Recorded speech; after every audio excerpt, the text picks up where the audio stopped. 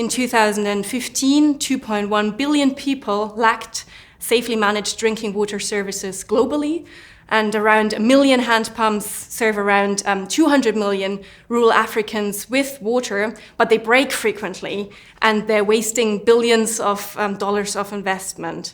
One of the key questions for us is really, can this cycle be broken? There's a lot of challenges in the water sector, and especially in the rural water sector in, for example, sub-Saharan Africa. And some of these challenges really are institutional, some are operational, some are financial. And what this work is trying to do is basically link those different components and find a bit more of a holistic approach. But I'm not saying by any means that, that this is a sort of, final solution to everything. It really depends on the local management cultures, how this is taken up. It depends on how the informal sector can be integrated into the more formal water sector. And it's about this institutional coordination, what makes this work fascinating, but also extremely difficult.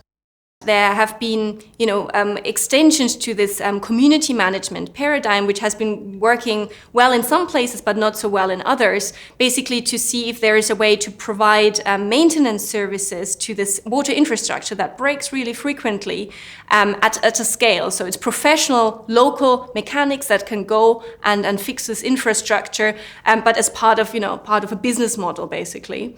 And these developments have been occurring as well as in Kenya as part of the wider group here in Oxford at the Smith School of Enterprise and Environment in the water program under Rob Hope. We've been engaged in incubating some of these small businesses in Kenya. They're all locally run though.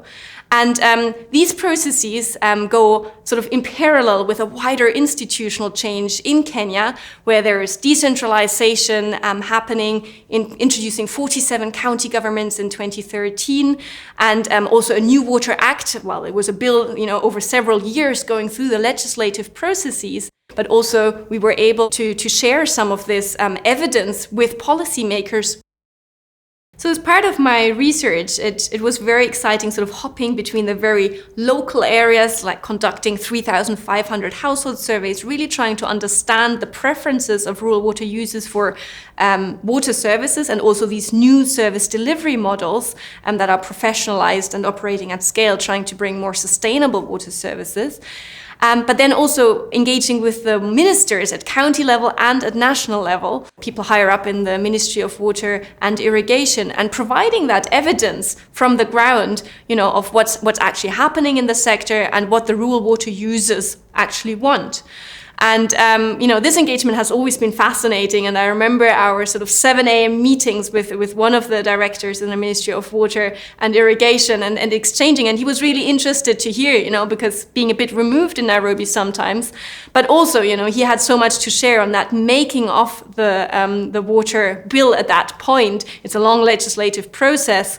And he told me a lot about, how they're changing it from the 2002 Water Act through this process of decentralization, and it was a fascinating engagement, and I think we both really enjoyed it, and it's been fantastic to see the final product, the 2016 Water Act, and that some of these ideas found their way in as well. So it's been fantastic.